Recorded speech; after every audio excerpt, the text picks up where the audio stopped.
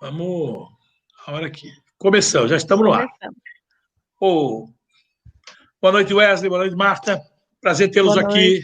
Muito obrigada. Boa noite, Neto. É um prazer Agradeço grande. o convite. Para mim, é uma honra poder falar com vocês, ainda mais para falar de um assunto tão importante como esse que nós vamos conversar hoje à noite. Primeiro, eu quero fazer uma apresentação de vocês. E como eu sou um cavalheiro, né? Primeiro as damas. Muito obrigada. Tranquilo. Marta Ângela Marcondes é bióloga, doutoranda pela Universidade Federal de São Paulo, Unifesp, com ênfase em sequenciamento genético de bactérias do reservatório Billings. Olha que coisa, para vocês terem ideia da importância dessa conversa aqui. Não é isso? E mestre em políticas públicas ambientais, ou seja, aquilo que aprendeu aplicando diretamente. Nas áreas de saúde e meio ambiente, com comunidades tradicionais que vivem em áreas de preservação, que é o problema que nós vamos discutir bastante hoje aqui, né? Ela é especialista em recursos hídricos, poluição hídrica, que é um grande problema que nós temos, e ecologia. E ela é professora titular, pesquisadora da Universidade Municipal de São Caetano do Sul, UniSCS, e é coordenadora do projeto IPH. Boa noite, Marta. Prazer tê-la aqui conosco. Boa noite, Neto. Muito obrigada, viu? É uma honra para nós, viu? E saber que você tem ajudado tanto aí a comunidade. E do outro lado, aqui no meio, temos o companheiro Wesley Silvestre. Wesley Silvestre Rosa, ele é presidente do OECO-BR, ou EcoScience, né? Pelo próximo quadriênio. Foi recentemente a eleição, né, Wesley? Que é uma organização social de interesse público voltada à promoção do saneamento ambiental na cidade de São Paulo. Esse projeto, para vocês terem uma ideia, ele promove discussões, desenvolvimento e planejamento de ações práticas junto ao poder público que tragam sustentabilidade ao meio ambiente. É isso, Wesley? Exatamente, Neto. E nós temos como iniciativas disso aí, de reciclagem de resíduos orgânicos e sólidos. E ele também foi membro da ONG MDV, Movimento de Defesa da Vida, onde atuou no Comitê das Bacias Hidrográficas do Alto do Tietê. Veja só o que nós estamos juntando para conversar hoje à noite aqui, hein? Esse comitê foi criado para gerenciar o uso dos recursos hídricos de forma integrada e descentralizada com a participação da sociedade. E nesse período participamos da elaboração, participou aí da elaboração do Programa de Desenvolvimento e Proteção Ambiental, PDPA, de Mananciais. Está indo bem isso? É isso, Wesley? Exatamente, Renato. E hoje, ainda mais, ele é uma das lideranças na discussão sobre mananciais de São Paulo através do movimento Parque dos Búfalos. Ele ficou famoso por causa disso aí. Levou um processo pesado, a gente pode até conversar sobre isso, mas estava lá firme e forte, que defende... Esse movimento defende as áreas ainda preservadas dos mananciais da represa Billings. Esse movimento é um grupo socioeducativo que promove educação ambiental, palestras e a recuperação ambiental das áreas degradadas, por meio da recuperação de nascentes, mapeamento e reflorestamento dessas áreas, tudo isso por conta própria, ou seja, essa ONG trabalha sozinho, né? Lá na cidade de Ademar, Zona Sul, periferia de São Paulo, um dos lugares mais violentos e vulneráveis da cidade inteira. Seja bem-vindo, Wesley. É um prazer ter você aqui. Obrigado pelo convite, Neto. Fico lisonjeado em participar contigo desse debate e mais lisonjeado ainda em ter uma mestre que é meu espelho, que é a Marta Marcondes, onde eu conheci aqui mesmo no território. Ela trabalhando, fazendo o trabalho dela, e eu fui lá, cheguei, Marta, tenho esse problema, vem nos ajudar, vem para cá nos ajudar, e ela veio com maior disposição. Com certeza, né, que a coisa mais importante para a gente é que nós possamos ter a universidade, né, que a gente sempre fala, a academia, bem próximo da sociedade civil, para que até as pessoas entendam a importância de você ter a academia próximo, né? Para a gente desenvolver pesquisas que, de alguma maneira, beneficiem a sociedade civil, que também, senão, não tem, né, não tem função se a gente não tiver essa mão, essa linha de duas mãos aí, né? É a junção de duas coisas, é a ciência e a vivência comunitária junta. Quer mais? Eu tenho uma brincadeira que eu faço muito, e fiz isso na área de tecnologia de informação, que eu posso fazer uma tese de doutorado, que é o impacto das fezes das borboletas na manutenção dos tratores do campo. E aí? Como é que a gente pragmatiza isso? Né? No seu caso, as suas teses, seus estudos estão pragmatizados nessa luta conjunta que os companheiros lá, o Rincão, no fundo lá de São Paulo, estão precisando. Eu acho isso fundamental, essa proximidade da teoria com a prática e com a realidade. Eu quero parabenizar o trabalho e quero que vocês saibam, ambos, a honra de tê-los aqui no nosso canal para conversar conosco e poder dar uma série de esclarecimentos. E eu é que agradeço. Muito obrigada, viu, Neto? Obrigado. E obrigado, Wesley, que me fez o convite, né? É que nós somos parceiros. Essa parceria, vamos ter que potencializar essa sinergia aí, muito importante. Olha, eu vou começar conversando, nós estamos no momento de coronavírus, então eu não posso começar uma conversa, em especial que envolva comunidade, meio ambiente, toda essa problemática que temos de mananciais, porque a gente fala em prevenção e combate ao coronavírus em zonas periféricas, nós entramos em um debate muito complexo. Falta de saneamento básico, aglomeração de pessoas em casas que não permite o isolamento em caso de contaminação de um dos familiares e um efeito muito mais rápido e forte perda de renda. Olha que tanta coisa junto bate para a comunidade.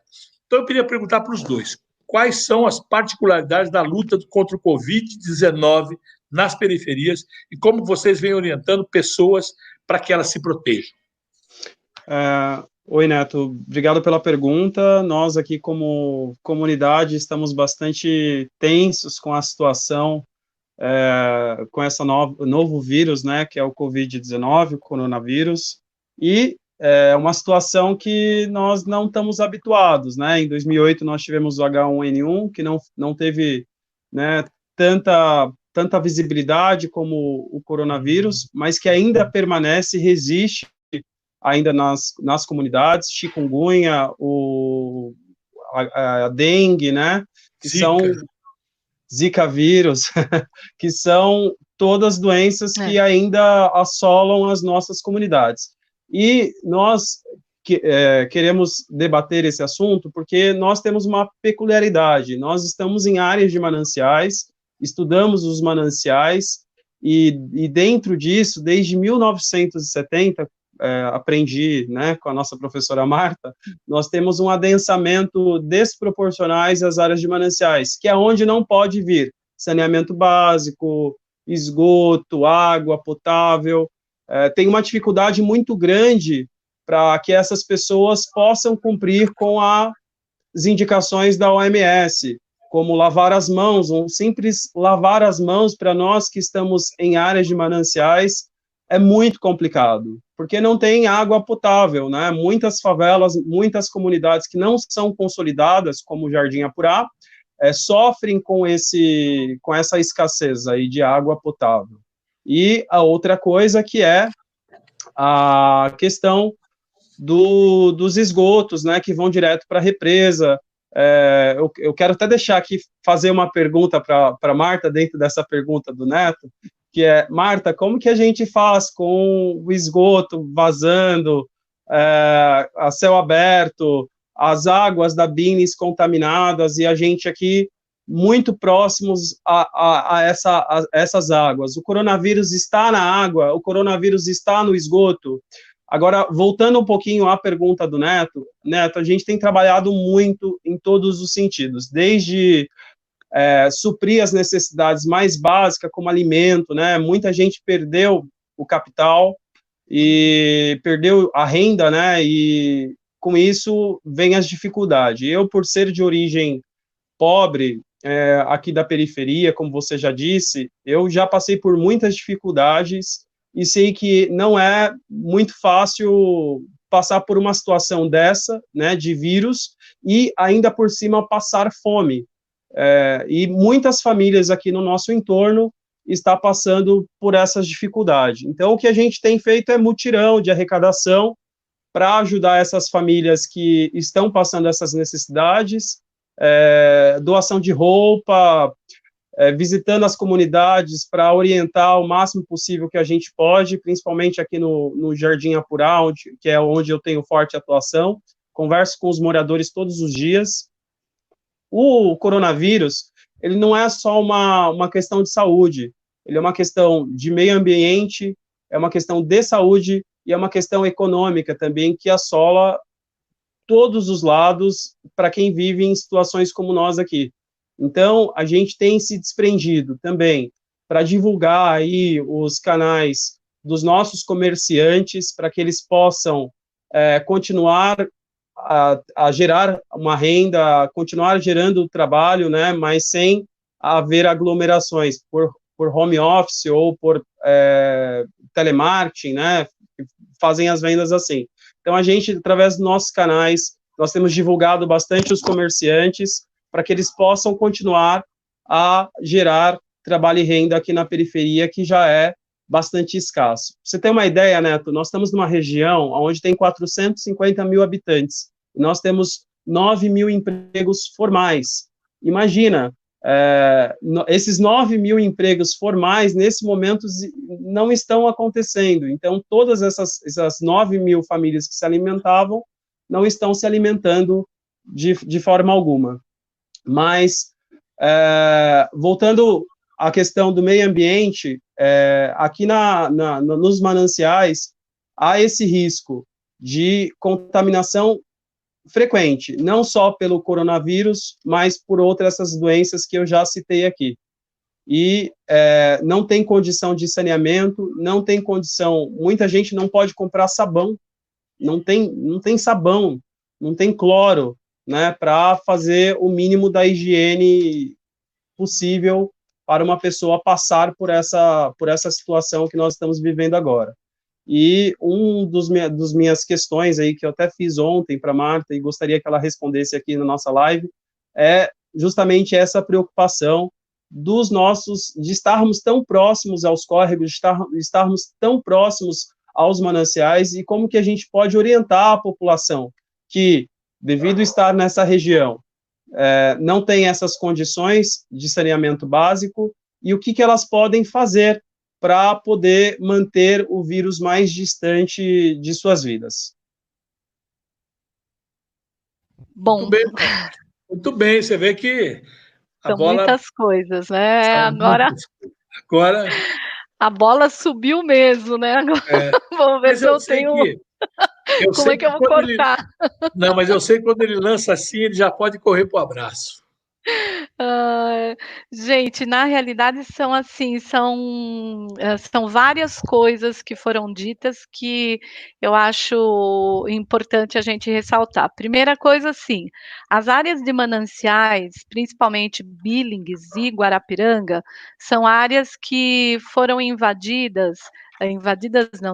foram ocupadas, tá?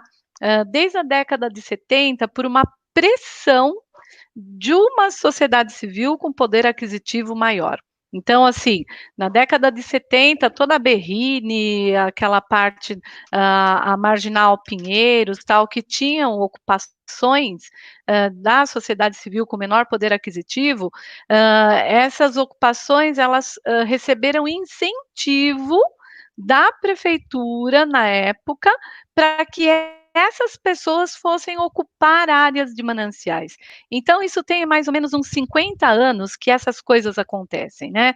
E pasmem vocês que 77 foi a primeira lei de proteção aos mananciais, ou seja, no mesmo momento que as pessoas estavam impelidas,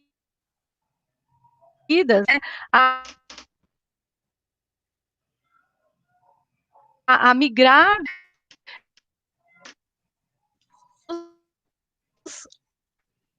Tivemos um problema no som aqui, deu uma travada no computador. Eu acho que ela não está sabendo que está travado. Travou um pouquinho, viu, Marta? Travou um pouco, Marta. Não. Vamos voltar? Voltou. Volta aí para a gente, que estava interessante. Você estava falando de 77, primeira lei de mananciais. Isso.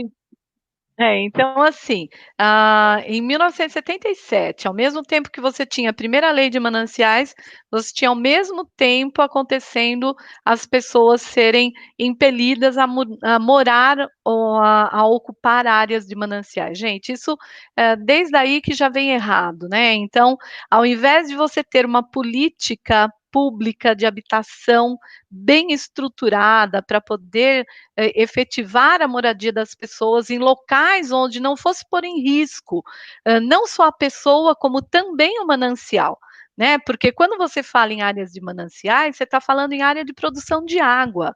Né? E água, gente, nós estamos vendo agora, é um bem comum que todos deveriam ter acesso à água potável, principalmente numa situação como nós temos hoje, em que a primeira coisa que qualquer propaganda do Covid-19 fala é o quê?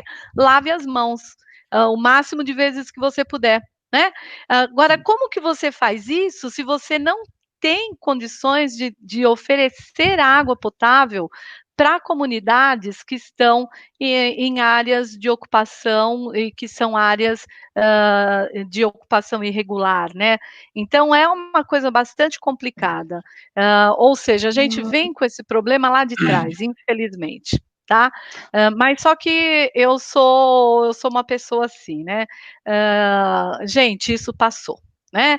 Tá errado desde lá. Eu acho que a gente tem que aprender, né? Eu espero que a gente aprenda com tudo isso e que os municípios façam as suas leis de saneamento, a sua política municipal de saneamento, que desde 2010 que essas políticas municipais já deveriam ter sido feitas e não foram, né? Então, isso é uma crítica que eu faço, sabe? Eu estou tecendo uma crítica rígida mesmo, porque os municípios todos já deveriam estar com as suas políticas municipais de saneamento prontas e em atividade, né? Não basta só você fazer a lei, né? Não basta só você fazer a política pública, você tem que implementar essa política pública.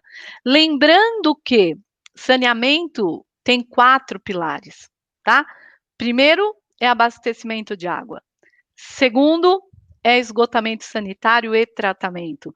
Terceiro, resíduos sólidos, que é coleta, destinação e tratamento. E quarto, são as águas superficiais, ou seja, toda a parte de enchentes, né? Que são as formas como de drenagem urbana, o que as pessoas estão fazendo. Então, o saneamento tem esses 4 pilares que eles têm que ser obedecidos para que nós não coloquemos em risco a população.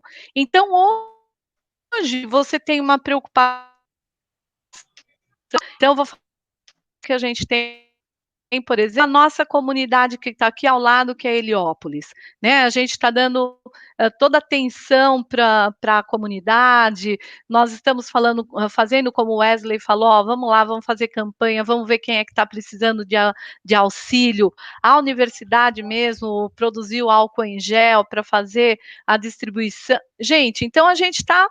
Mas agora, gente, aquela coisa assim, né? Quando você já está com o bandido assaltando a casa, que você vai se preocupar em colocar cerca, né? Que nem meu pai falava isso muito, né? A pessoa só vai colocar muro e cerca quando assaltam a casa. Então, eu acho que nós estamos aprendendo a duras penas com esse novo vírus, que nós temos que mudar nossas atitudes. Então, eu sou uma pessoa muito otimista. Então, tudo isso passou, não sei o que nós temos que fazer a partir de agora, né? O que nós faremos a partir de agora? Então, primeira coisa. Segunda coisa que o Wesley perguntou, né? Será que esse vírus, ele está no esgoto também? Isso nós temos, assim, algumas pesquisas recentes, tá? Inclusive uma pesquisa feita na Universidade Federal de Minas Gerais, detectando nas estações de tratamento de esgoto a presença do material genético do vírus. Tá?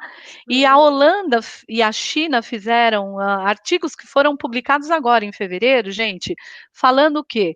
Que em fezes de pacientes curados, tá? Eles encontraram o material genético do vírus.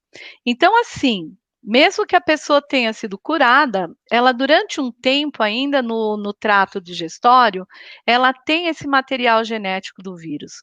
Bom, isso foi detectado. Agora, para a gente saber se esse material genético tem possibilidade de contaminar outras pessoas, etc., nós ainda temos uma coisa distante aí, porque a gente não sabe ainda isso, tá?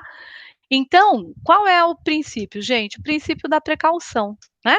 A gente tem que fazer o quê? Tratar o esgoto, porque nós sabemos que a hora que esse esgoto chega numa estação de tratamento de esgoto, ele vai passar por um tratamento e se, sabendo de toda essa situação, você pode usar um saneante, como cloro, por exemplo, ou sabão, gente. Sabão mata o vírus, entendeu? Então, nós temos que pensar o quê? Bom, se isso está presente nas fezes, a gente tem que começar a pensar nessa estrutura do tratamento de esgoto, tá? Então, nós não sabemos ainda. Sabemos que o material genético do vírus se encontra nas fezes das pessoas que estão infectadas, tá? O que é bem lógico, né, doutora? É, Não é porque verdade? Tá está ali no trato respiratório, você no tosse, estomacal, engole e pronto, vai né? sair. Isso, vai sair por algum Fezes de lugar. urina. Então, Fezes de é, urina. na urina não foi detectado, porque a urina tem um outro tratamento no nosso organismo, mas nas fezes foram detectados, tá? Então a gente tem esse ato aí que nós temos ainda que verificar se vai se efetivar a presença desse material em água de rios e córregos contaminados, tá? Como você falou, Neto, eu estou fazendo doutorado pela Unifesp, né? E eu faço parte de um laboratório, que é o laboratório que eu estou, né? O meu laboratório coordenado pelo Dr. Sabri Sanabani. Nós trabalhamos com sequenciamento genético, e uma das coisas que a gente pode fazer é esse sequenciamento genético. Então, nós já estamos conversando de que maneira que a gente pode colaborar com isso, tá? No momento, eu não posso falar para vocês, olha, vai estar lá. Eu espero que esteja só o RNA sem a estrutura do vírus todo, né? Porque, gente, todo mundo já andou vendo por aí como é que é o vírus. Ele tem uma cápsula, né? E dentro tem o material genético. Quando você joga o sabão, por exemplo, essa cápsula se desfaz, mas o material genético fica ali, entendeu? Então, agora a gente precisa saber se é só esse material genético que está nas fezes ou se realmente você tem o vírus ali. Falei um monte, né, gente? Falou, mas falou bom. Nada, que isso. Esclarecedor. Até porque quando você falou que foi Holanda e China que detectou isso, perfeito? Isso. Então, e detectar nas estações de tratamento. E lá, automaticamente, no tratar o esgoto, automaticamente nós já sabemos que lá, quando trata o esgoto, resolvemos o problema. No Brasil, em que 60% do país não tem esgoto tratado, sabe lá Aí o que que nós problema. temos o É grande aí que a problema. dúvida que o Wesley colocou com muita propriedade. O que vai além disso, não é, Wesley?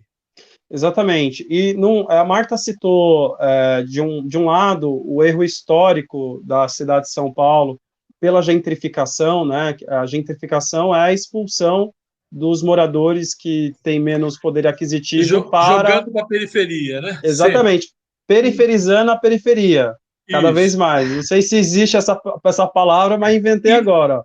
Mas só tem uma coisa legal, marginalizando a periferia, né? Jogando para a margem.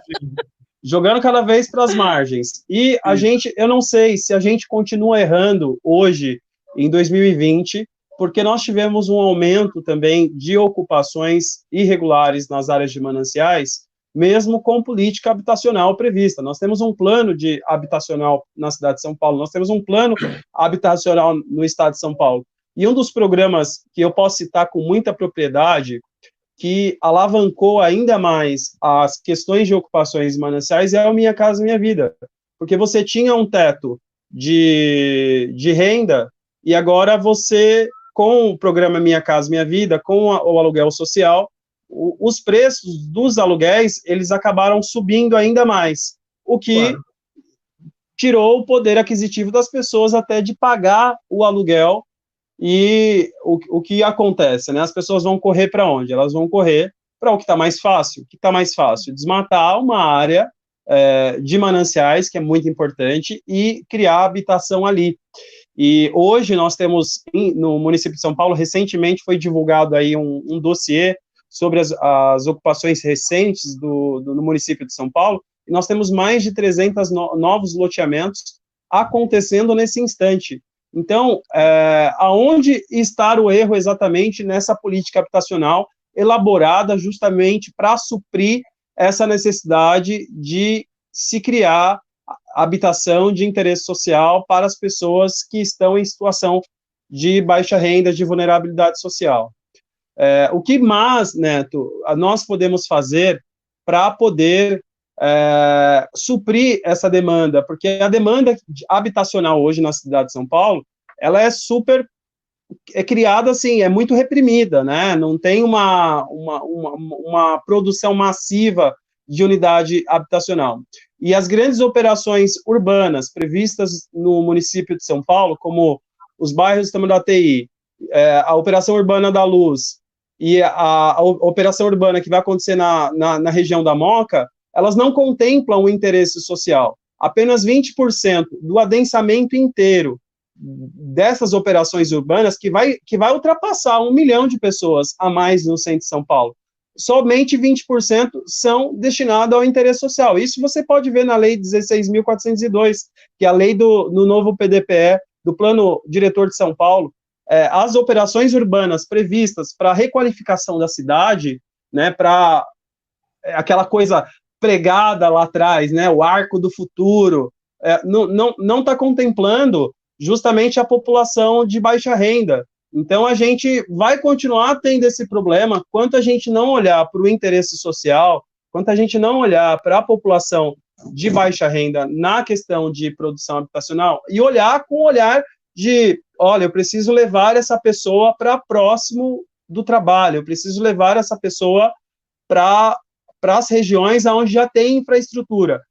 Esses problemas vão continuar acontecendo, porque hoje ninguém tem condições de entrar num financiamento para comprar sua casa própria. Acabam entrando cada vez mais nas áreas de mananciais, porque um dia vai ser regularizado, mesmo as leis específicas não permitindo a regularização daquilo que foi construído posterior à lei específica da bacia hidrográfica.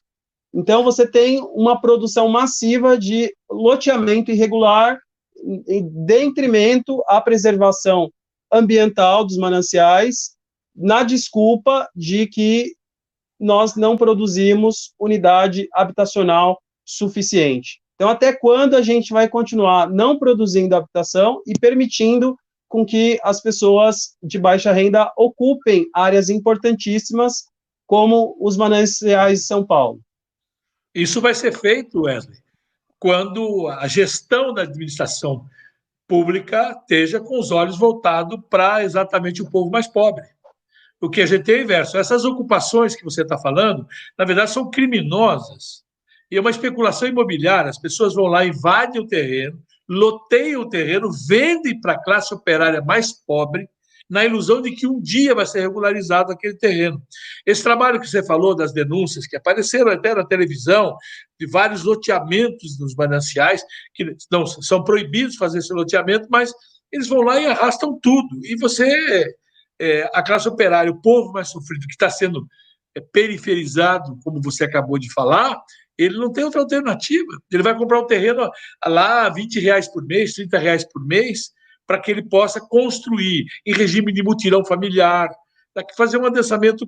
Então, esse projeto Minha Casa Minha Vida, ele veio e criou toda essa ilusão que poderia ser feita dessa forma, mas como não tem uma reforma urbana para fazer, e quando faz um plano diretor, privilegia o quê?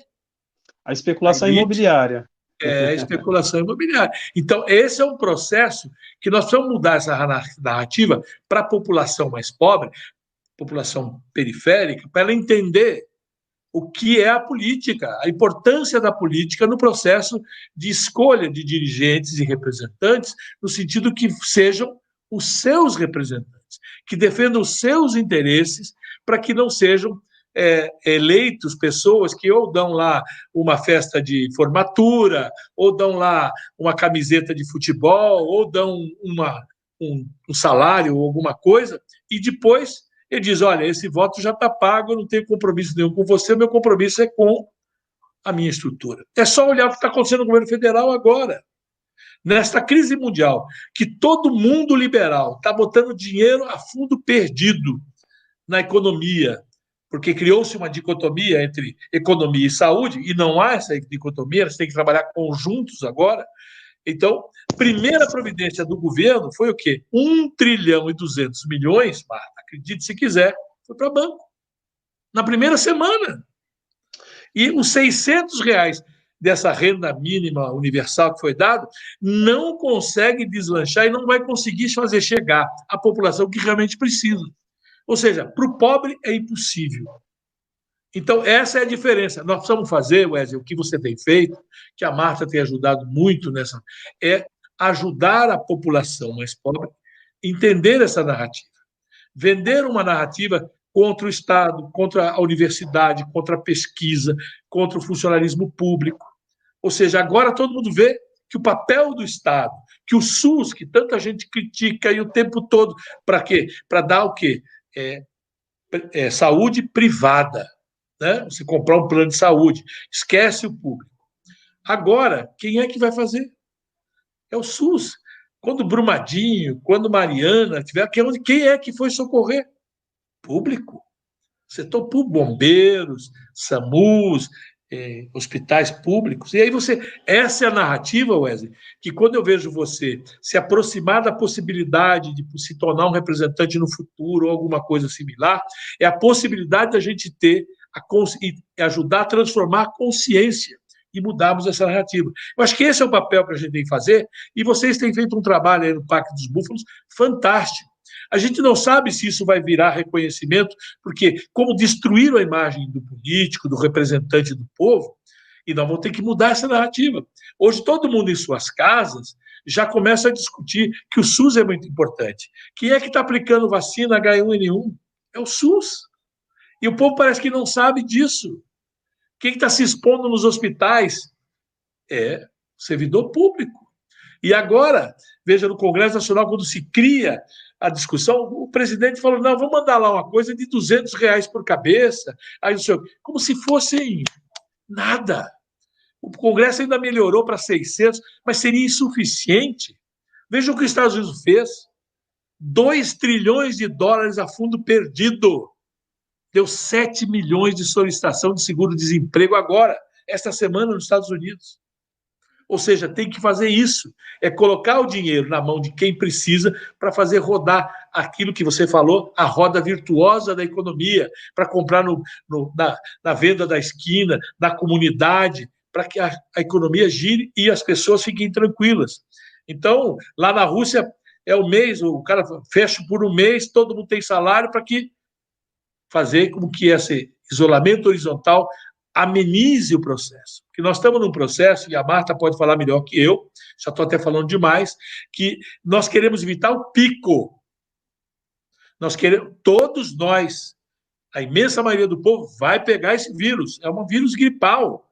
Todos vão pegar. Uns não serão assintomáticos, outros terão uma gripe, outros terão algumas complicações, outros maiores complicações. Dessa maior complicação, alguns sobrevirão e outros morrerão. E o problema é a ocupação dos hospitais. Quantos leitos disponíveis nós temos para esse tipo de coisa?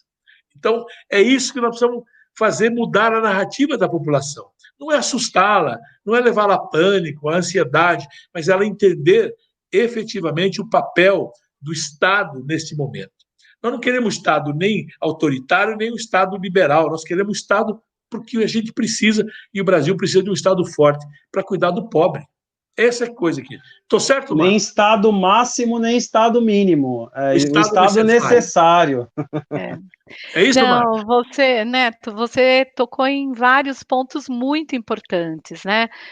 Eu sou uma defensora do SUS, né? Saúde. Eu estou aqui tomando meu chazinho. Um cafezinho. Eu sou uma defensora do SUS, porque eu coordeno um grupo que é a Liga de Saúde Coletiva, é a Liga Acadêmica Interdisciplinar de Saúde Coletiva, que nós fazemos atendimentos às margens do reservatório. A gente já foi lá com o pessoal lá no Parque dos Búfalos, nós trabalhamos com o pessoal lá do Taquacetuba, do braço do Taquacetuba, Grajaú, Cantinho do Céu. Então, assim, nós acreditamos no trabalho do SUS. Gente, eu sou defensora do SUS, eu sou da saúde coletiva, né? Então, quando as pessoas falam, ah, não, o SUS, eu fico de cabelo em pé, né? Porque meu cabelo já é meio em pé, né? Imagina mais ainda, né? Eu fico de cabelo em pé, assim. Por quê, gente? Porque tudo que você tem é o SUS. Quando você fala em vacina, é o SUS, gente. Quando você fala da UBS da sua esquina, é o SUS. Quando você fala de uma cirurgia em que as pessoas têm, eu vou falar pela minha mãe colocou 2 próteses na cabeça do fêmur pelo SUS, gente. Ou seja, o SUS, esse nosso sistema único de saúde é fantástico, né? Ele precisa o quê? Ele precisa ser mais equipado, mais remunerado, ou mais profissionais, né? Então, é isso que nós precisamos. Então, primeira coisa, a gente precisa do orçamento efetivo para o SUS, né? Que aquele que seja destinado ao SUS vá para o SUS. Para não fazer então, de conta, né? Para não fazer de conta que tem. Exatamente. Então, a gente precisa se desvestir daquela política velha, né? Que as pessoas queriam vantagem e tudo, e dar a César o que é de César, né? Vamos lá, ó, é o dinheiro para a saúde, esse dinheiro tem que ir para a saúde, porque ao SUS, você falou, eu estava tanto em Brumadinho como em Mariana, e eu vi, principalmente em Brumadinho, quem estava trabalhando era corpo de bombeiro, era helicóptero do SUS, da Polícia Militar, era ambulância das cidades, inclusive de Belo Horizonte, entendeu? Ou seja, a Vale, né, fica com todo o bônus para ela e o ônus todo vai para quem? Para o Estado. Né? E aí dizem que foi o acidente de Brumadinho. Não falam que é o crime ambiental que a Vale, depois de ter sido privatizada, fez isso.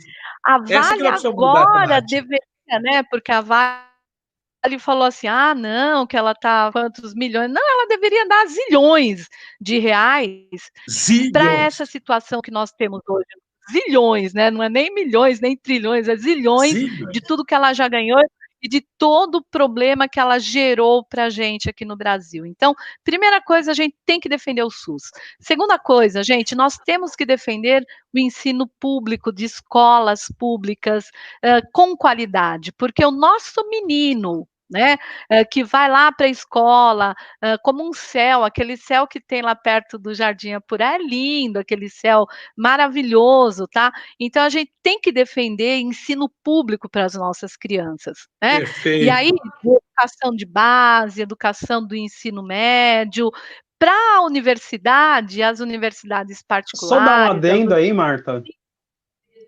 Até mesmo porque é através da educação que a gente deixa todas essas doenças longe da gente, né?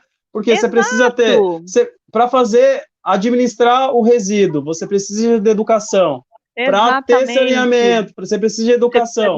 Para poder limpar a casa da melhor forma, você precisa de educação. Para lavar as mãos. Você lembra quando você era criança que a professora te ensinava a lavar as mãos? Exatamente. Não sei se isso tem nas escolas de hoje, mas isso também é educação, que se passa hoje na televisão de forma corriqueira. Gente. Tudo é educação. Então defender assim, o SUS, educação de qualidade. Educação de qualidade, entendeu? Que é uma coisa que eu falo assim, os institutos, uma terceira coisa, os institutos de pesquisa precisam ter verba, precisam contratar pesquisadores, não só o bolsista, né? Porque a gente fala muito da bolsa de estudo, que é importante e tal, mas não só o bolsista, mas precisa contratar mais pesquisador. Né? Eu falo lá no meu laboratório, a gente tem meia dúzia de pesquisador que você fica lá grudado neles, né? Um orientador com 5 orientandos, que coitado fica doido, né? De tanto que a gente enche o saco deles, entendeu? Então, você precisa contratar mais pesquisadores e os institutos de pesquisa precisam ter dinheiro. Agora, né, nessa situação que a gente está vendo o quanto é importante você fazer pesquisa séria, com recurso, né? Não dá também para você falar assim, vou fazer pesquisa e vou ter que eu comprar o insumo para pesquisa. Não, né? Eu coordeno um laboratório na Universidade Municipal de São Caetano e, graças a Deus, a gente tem um aporte da universidade para poder fazer pesquisa, é onde eu consigo ir, eu vou lá para o meio da Billings, a FAPESP financia a minha pesquisa, né? Mas você vai falando assim, ó, tem que financiar mais, né? Tem que ter mais gente trabalhando. Então, assim, ó, defender o nosso SUS, educação com qualidade de base até o ensino médio, educação com qualidade para o ensino superior, para que os nossos meninos da escola pública ascendam para, né, consigam ir para a escola pública também de ensino superior, né, dar condições para as escolas que são escolas particulares, porque também, gente, eu vou falar, a minha graduação, eu fiz uma escola, numa universidade particular, porque eu não tinha condições de passar numa USP, qualquer outra coisa, mas eu fiz, então eu não vou falar que a escola particular, a universidade particular não é boa, não, que também é bom, mas tem que pensar diferente. E a outra coisa é você dar condições de pesquisa para o nosso Brasil, gente. Se a gente tivesse essas coisas amarradas, legais, nós teríamos hoje uma situação muito diferente do que nós vemos, né? Não você ficar preocupadíssimo e falar assim, pô, será que eu vou ter condições de testar para ver se as pessoas estão ou não com a doença? Nós tínhamos que ter laboratórios brasileiros com condições de produzir o teste rápido para fazer isso, gente. Que então, a primeira coisa que a gente tem que fazer é saber quem é que está doente, né? Tá vendo? Mas veja você, essa quarentena, esse isolamento está fazendo com que as pessoas em casa comecem a ver essas importâncias. E aí, amém. Eu quero trazer agora aqui, quando a gente falou nessa questão geral e dizendo de coração aquilo que a gente precisa dizer para o povo, porque é o que eu falei, Wesley, nós precisamos fazer mudança na narrativa. Você tem me ouvido falar muito nessa questão da narrativa, não é isso? Exatamente. Eu quero trazer aqui, por exemplo, informação é uma das armas mais poderosas nessa luta, né? Qual a dificuldade que vocês estão tendo para chegar na comunidade periférica? Questões que podem parecer simples, você acabou de brincar que aprendia quando criança, de higienizar a mão, uso de máscara e afins para salvar a vida, mas acabam não chegando às pessoas. Wesley, o que você está enfrentando aí no Parque dos Búfalos, seja aí também no Jardim Aporá, todos esses lugares que você está fazendo o seu trabalho nesse momento tão difícil? Bom, essa mudança de narrativa, você falou que tá muito certa do jeito que você colocou, porque a vida está nos dando uma outra oportunidade, né? A gente precisa aprender com tudo isso que está acontecendo, né? Hoje, precisou o planeta parar para a gente ver o céu azul, para ver a arara voando, sobrevoando os nossos céus, né, para poder ver um córrego limpo, para poder a represa não ficar fedendo tanto. Então, precisou acontecer essa catástrofe que aconteceu, que é essa vinda desse novo vírus, para a gente reaprender muita coisa que a gente tinha deixado de lado.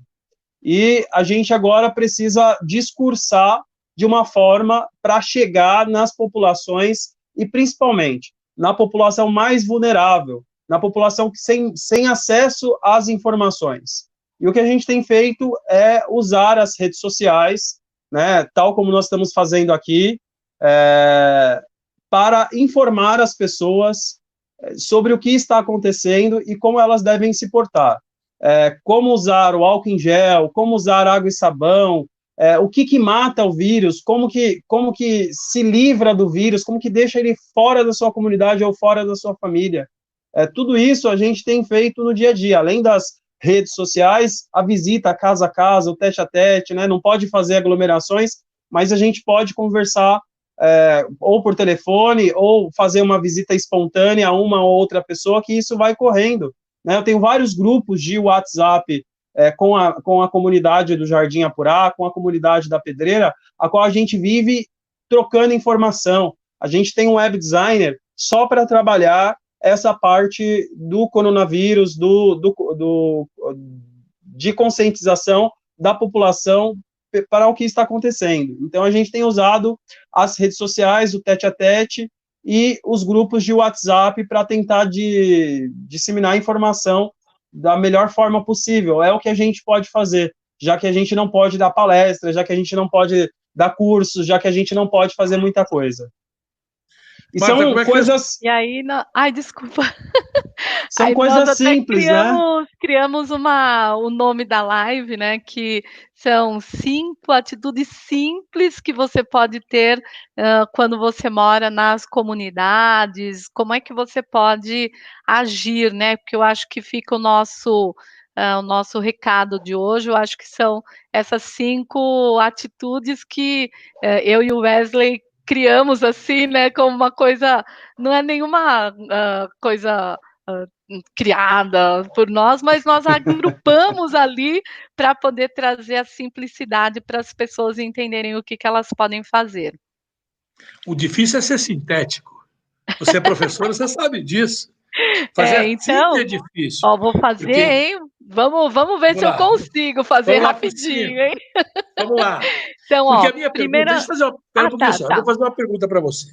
Diversos coletivos de movimento têm se organizado dentro das comunidades. A gente tem visto, o Wesley acabou de falar, para somar no combate ao vírus, né? Existem perfis de redes sociais, projetos que vocês gostariam de indicar para as pessoas acompanharem, além desse... E deve ser, por exemplo, num grupo de Zap, ou algum perfil, ou algum lugar que tenha esses 5 encaminhamentos simplificados. 5 atitudes básicas. 5 atitudes.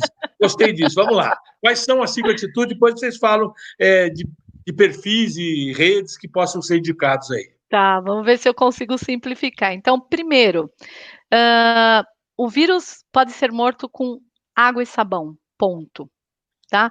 Não precisa do álcool em gel. Então, às vezes as pessoas ficam desesperadas porque não tem álcool em gel, e aquele sabão que ela faz com óleo, sabe, aquele da comunidade e tal, usa água e sabão. Como eu falei, o vírus tira, né? Você tira aquela cápsula com água e sabão, primeira coisa. Segunda coisa, se a pessoa tiver acesso a cloro, que é mais barato, ou água sanitária, esse cloro e essa água sanitária são extremamente importantes para lavar roupa, para poder higienizar a casa e para deixar um tapetinho na porta de casa para poder limpar os pés.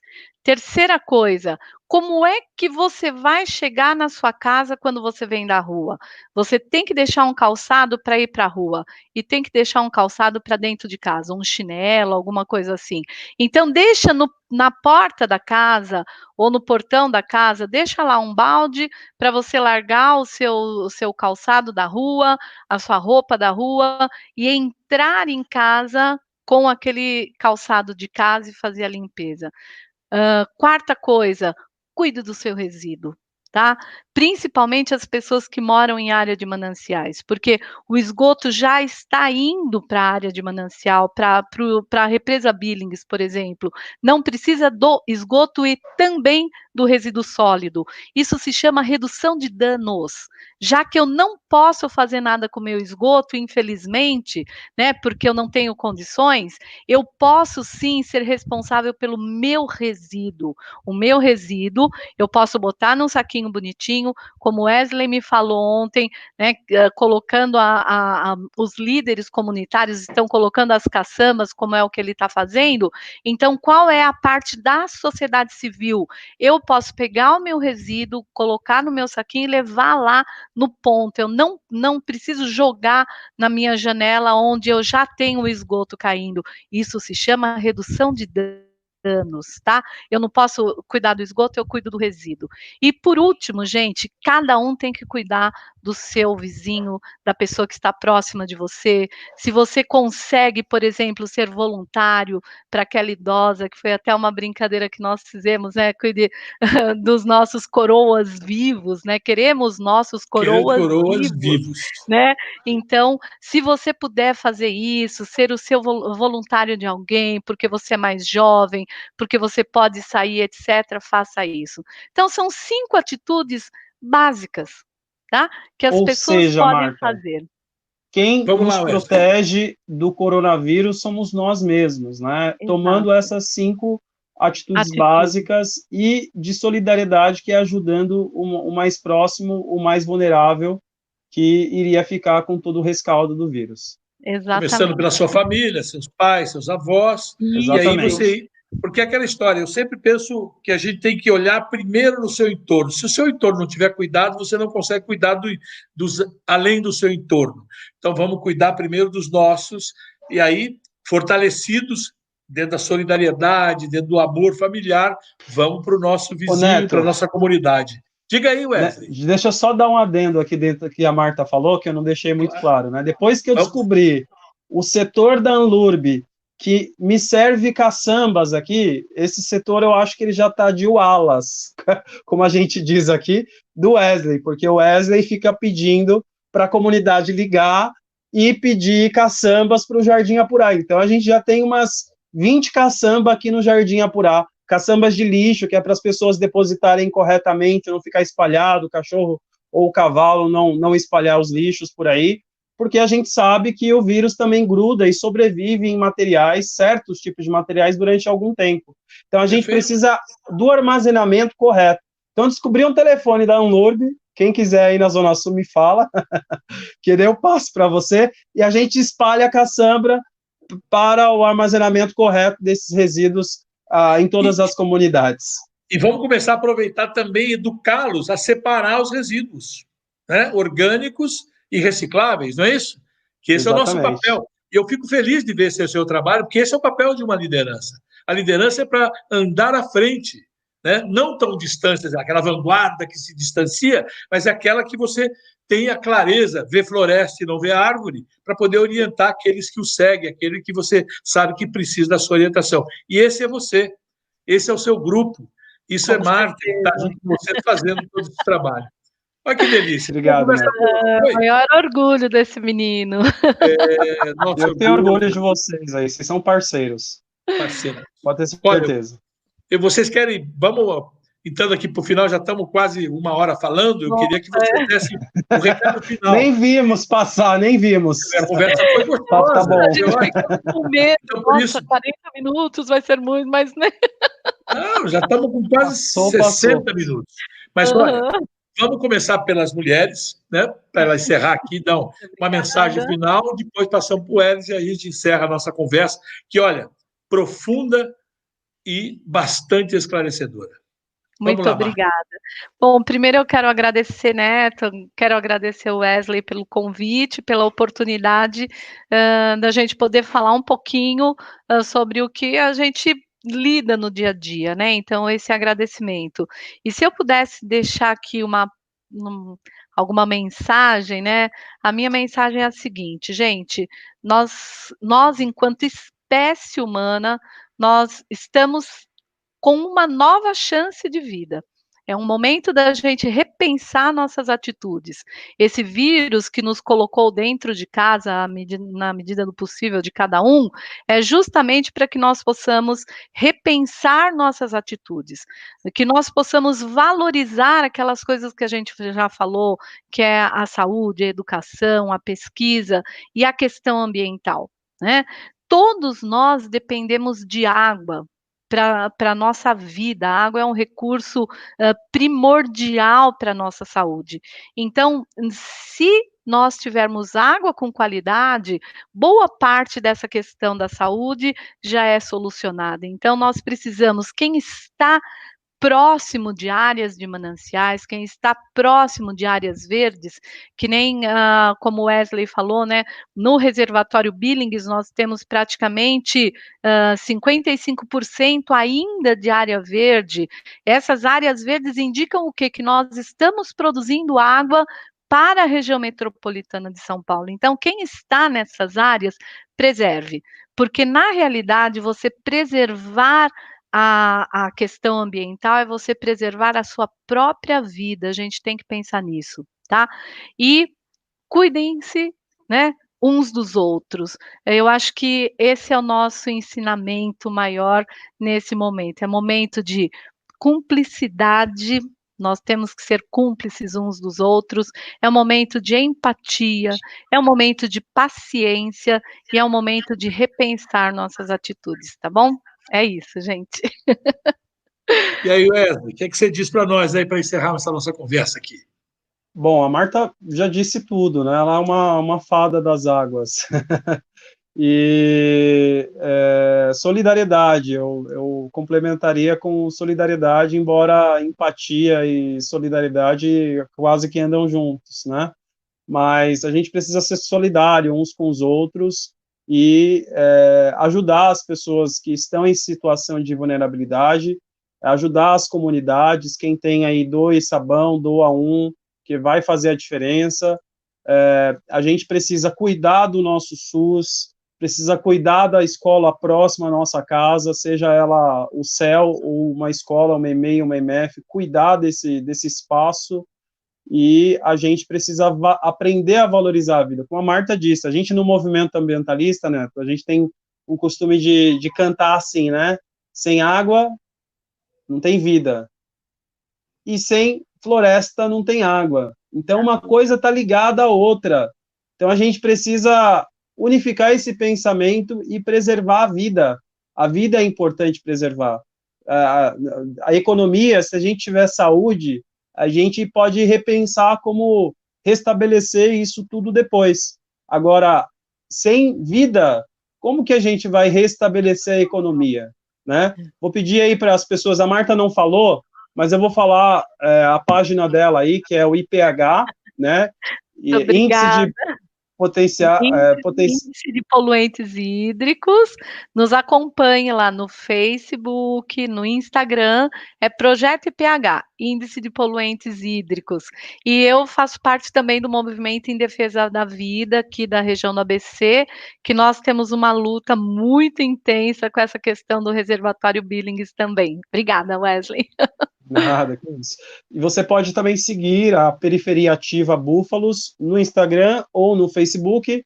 Pode me seguir também, porque daqui para frente a gente coloca tudo que a gente faz dia a dia, questões dos animais abandonados, questões das doações, as questões das ajudas, tudo a gente coloca lá na minha página, né, Wesley Silvestre Rosa, tanto no Facebook como no Instagram, e seguir a gente também no Parque dos Búfalos, no Instagram ou no Facebook. E é isso. O neto caiu. Marta, Gente, quero te agradecer a oportunidade de poder estar contigo mais uma vez Wesley, nessa live. É sempre muito bom estar contigo. Ai, que legal. Nós somos parceiros, viu, Wesley? Queridão do coração. Um beijo no seu coração. Um beijo, viu? Será que nós desligamos aqui? Sei lá, né? Vamos dar um tchau e desligar, então. Então, o Luiz falou que o Neto está voltando. Tá voltando? Tá. Só para se despedir. Mas ficamos aqui, Luiz. Caiu o Neto. Bom, Wesley, eu acho, nós estávamos até falando no IPH que nós vamos pegar essas 5 atitudes e nós vamos gravar com as meninas e lançar um vídeo pequenininho, a gente te avisa, tá? Por favor, se precisar de voluntários aí para gravar o vídeo, estamos à disposição. Vamos falar. A gente também aqui na Periferia Ativa gravamos um vídeo, cada um, nós somos hoje desse coletivo especificamente, Periferia Ativa, são 8 pessoas e nós cada um gravamos um trechinho de coisas que você pode fazer para combater o coronavírus. Wesley, por favor. Não está pronto ainda, vai sair em breve. Tá saindo, tá fresquinho. Eu acho que é importante a gente, nós conseguirmos, né, fazer essa conversa com o pessoal que está nas periferias, justamente para que a gente possa contribuir, né, de alguma maneira. Eu acho que está todo mundo, aquela hora que a gente fala assim, ó, vamos contribuir, então é o momento de todo mundo contribuir. Exatamente. Eu estou de volta aqui porque deu um pico de luz aqui em casa, saiu, subiu tudo. Que loucura isso aqui. E eu estou em Perdizes, hein? Eu só não estou na periferia, não. Não é isso? Oh. Wesley, você estava falando dos endereços do trabalho dela, a rede social dela, que você queria colocar aí, o Luiz, para que a gente possa também deixar gravado, não sei se o Luiz gravou isso. Tá. Então, a rede social do Projeto IPH, tanto no Facebook como no Instagram, é Projeto IPH, Índice de Poluentes Hídricos. Nos acompanhe. E eu também faço parte do Movimento em Defesa da Vida, que nós também temos um Instagram e um Facebook, tá bom? Obrigada. Perfeito. Wesley, vamos lá. Você também tem as suas aí, né, Wesley? Exatamente. Nós temos o Periferia Ativa Búfalos no Instagram e no Facebook. Temos o site da Periferia Ativa Búfalos, que está sendo finalizado agora, em breve vai estar no ar. Mas tem alguma coisa no ar já, então só procurar lá que vai achar, periferiabúfalos.com.br. E a gente está preparando vídeos, o web designer está preparando alguns informativos de Facebook, de internet. Eu não entendo muito dessas coisas, né? Então eu deixo com eles aí. Mas a gente está fazendo o máximo de comunicação possível que a gente pode estar fazendo. E também tem um telefone de WhatsApp que é público para a nossa comunidade que está precisando de ajuda, é só nos contactar pelo 98741-6193. 6193. Muito bom. Eu vou encerrar aqui. Eu recebi no WhatsApp uma coisa que me tocou um pouquinho hoje, que é o seguinte: está todo mundo impaciente porque está no isolamento social, alguns não estão saindo de casa, embora não esteja proibido sair de casa. O que está é recomendado que se cuide. Mas para aqueles que estão impacientes, é bom lembrar algumas coisas que aconteceram há pouquíssimo tempo. Mineiros chilenos ficaram 69 dias a 700 metros embaixo da terra. Vou repetir, 69 dias. Jogadores de rugby lá do Uruguai ficaram a 3.600 metros acima do nível do mar por um período de 72 dias. Crianças tailandesas, poucos dias atrás, ficaram presas em caverna subaquática por mais de 12 dias e todos eles foram expostos ao frio, desconforto, falta de comida, incerteza, todas aquelas coisas. Nós precisamos ficar trancados 19 dias, é o que é o total aí até agora, né? Em nossas casas com energia, Wi-Fi, comida, água, para salvar as vidas. E reclamamos todos os dias que estamos entediados e queremos sair. Vamos pensar um pouquinho. O momento é da gente ter paciência, porque nós não queremos o pico da curva, como aconteceu em alguns países. Nós vamos fazer com que essa curva seja uma curva pequena, para que a gente possa, achatada, para que possamos combater e atender aqueles que precisarem dos nossos hospitais. Foi um prazer enorme conversar com vocês. Espero fazer outras muito breves. Adorei.